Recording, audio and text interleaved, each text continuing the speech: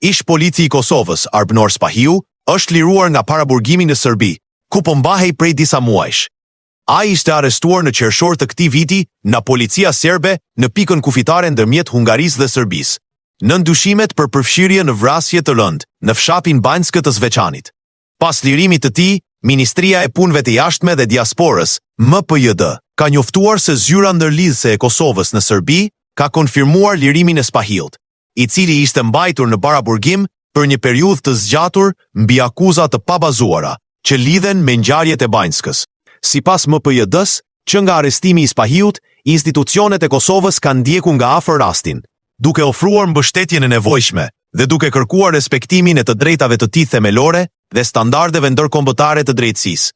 Ministria thekson se akuzat ndaj ish policit kanë qenë të motivuara politikisht dhe se zgjatja e paraburgimit ka përbërë shkelje të së drejtës për proces të rregullt dhe trajtim të drejtë.